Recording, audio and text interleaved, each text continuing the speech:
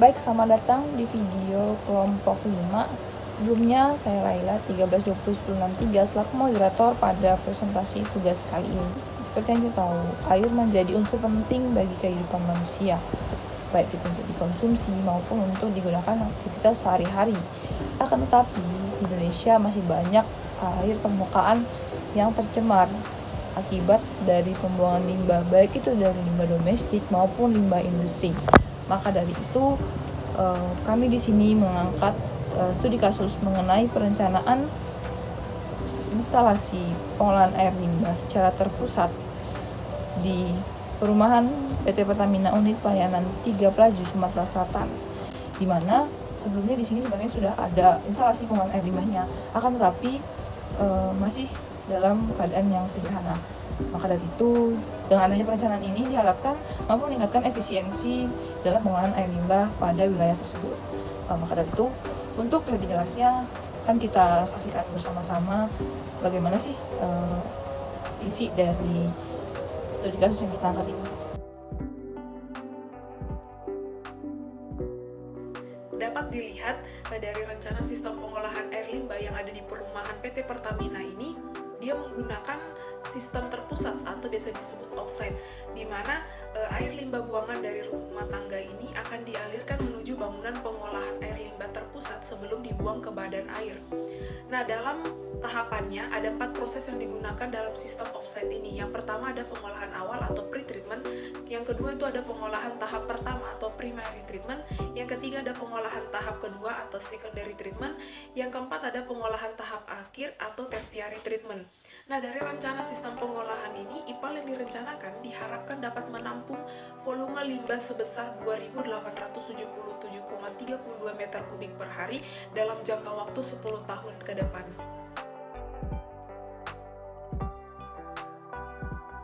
Baik, untuk proses pengolahan limbah yang akan dihasilkan dari perumahan PT Pertamina di unit pelayanan 3 Kota Pelaju, Sumatera Selatan yang 10 tahun ke depan diperkirakan akan mencapai sebesar 2.877 meter kubik, maka diperlukan sebuah pembentukan IPAL. Nah, pembentukan IPAL tersebut bertujuan agar limbah yang nantinya dihasilkan, terutama grey water, itu tidak langsung dialirkan ke badan air tanpa proses pengolahan, tetapi akan mengalami proses pengolahan di IPAL. Nah, untuk perencanaan IPAL yang akan dibuat ini akan memiliki 6 bak yang masing-masing memiliki volume, desain, dan juga fungsi yang berbeda-beda. Misalnya pada bak yang pertama yaitu bak pemisah lemak atau minyak. Di sini ia memiliki volume sebesar 60,15 meter kubik. Nah, volume ini lebih kecil daripada bak yang lainnya. Selanjutnya untuk desainnya sendiri, dia memiliki panjang sebesar 6 meter dan lebarnya 5 meter dengan kedalamannya 3 meter.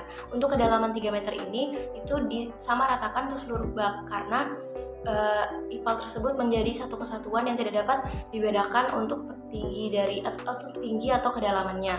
Selanjutnya untuk bak ekualisasi ini memiliki volume yang paling besar yaitu 497,55 meter kubik, di mana di sini untuk panjangnya ini mencapai 16 meter dan lebarnya 10 meter. Sedangkan untuk bak pengendap awal ia memiliki volume yang agak kecil daripada bak ekualisasi yaitu 359,7 meter kubik, di mana panjangnya mencapai 15 meter dan lebarnya 8 meter. Untuk bak yang selanjutnya ini berkaitan dengan biofilter anaerob dan juga aerob, karena kita menggunakan biofilter anaerob dan juga aerob, otomatis diperlukan juga dua bak yang berbeda. Selanjutnya, di sini untuk bak biofilter anaerobnya, dia berhubungan dengan beban BOD yang akan mereka bawa. Nah, beban BOD tersebut dihitung kemudian dihitung lagi untuk volume medianya. Selanjutnya, dapatlah volume reaktornya. Volume reaktor ini yang digunakan sebagai bak biofilter anaerob ini sebesar 320,8 meter kubik dan panjangnya adalah 14 meter, sedangkan lebarnya 8 meter. Selanjutnya, apabila zat yang sudah dilewati bak biofilter anaerob tersebut tidak dapat diuraikan di bak tersebut, maka mereka harus melewati ataupun dialirkan kembali ke bak biofilter aerob. Nah, bak biofilter aerob ini akan memiliki dua ruang. Yang ruang pertama yaitu ruang aerasi dan ruang kedua adalah ruangan backfilter.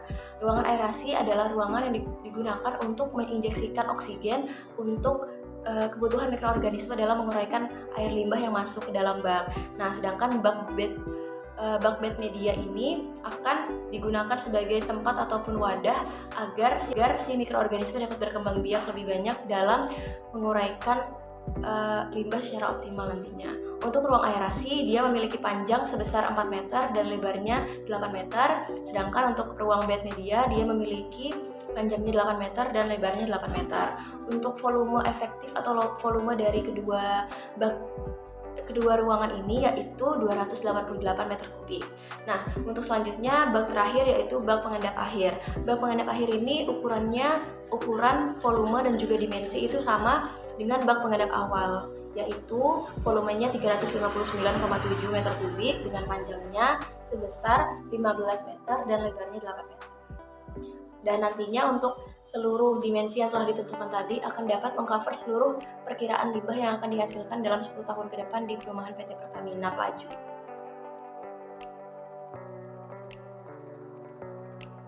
Oke, baik. Menurut jurnal yang kami dapat, bahwa teknologi pengolahan limbah secara biologis yang digunakan yaitu dengan proses biofilter anaerob dan aerob, yang dimana proses secara biologis tersebut dapat dilakukan pada kondisi aerobik atau dengan udara, dan anaerobik atau tanpa udara, atau dengan kombinasi dari keduanya.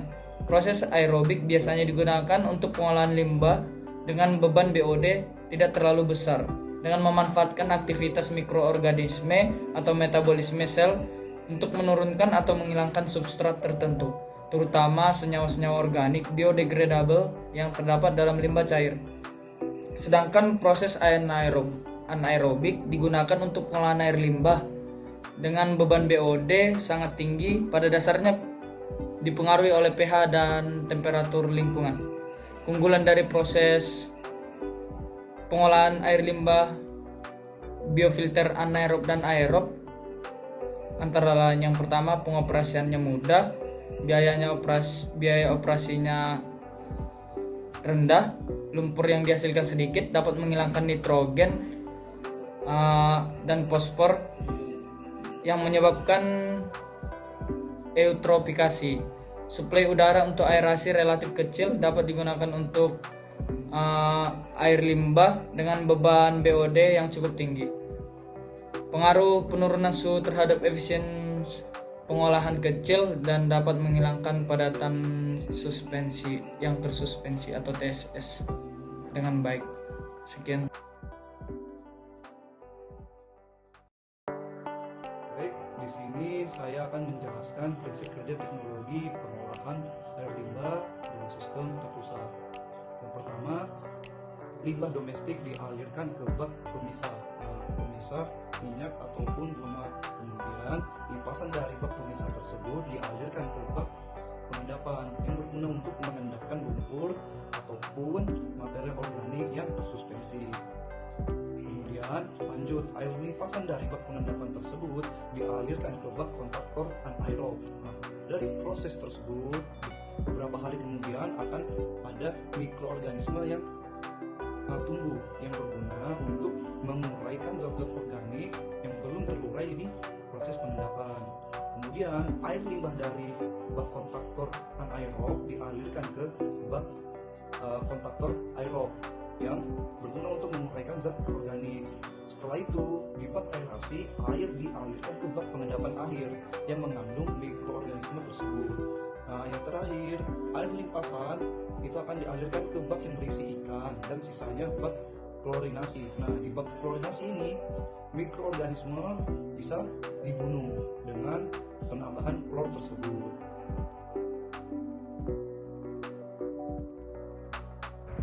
Teknologi pengolahan di mana ada prinsip dasar dan juga media biofilter. Di mana prinsip dasarnya itu air limbah ini dialirkan ke dalam suatu biakan mikroorganisme yang melekat di permukaan media. Polutan yang ada di dalam air limbah ini akan diuraikan oleh mikroorganisme menjadi senyawa yang tidak mencemari lingkungan. Selanjutnya itu media biofilter. Media biofilter yang digunakan secara umum itu dapat bahan material organik atau bahan material anorganik.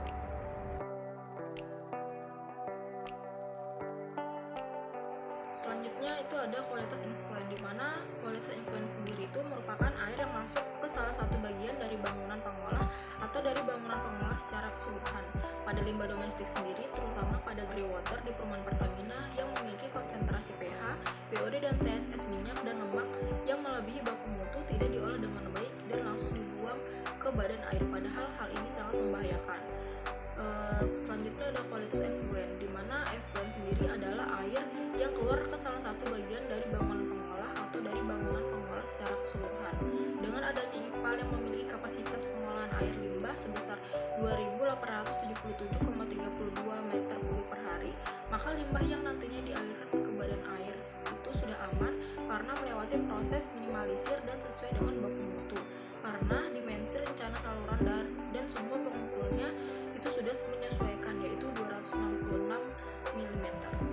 Dapat kita ketahui dari apa yang telah dijelaskan oleh teman-teman tadi, media yang digunakan pada perencanaan pengolahan air limbah ini yaitu menggunakan media biofilter, aerob dan anaerob, di mana banyak yang menggunakan media yang sama, dan itu menunjukkan hasil bahwa media itu mampu menurunkan kadar pencemar baik BOD, COD dan TSS yang ada di air limbah tersebut itu sesuai dengan standar baku mutu yang ada sebelum dibuang ke air permukaan. Mungkin itu saja yang disampaikan kelompok kami. Sekian, terima kasih.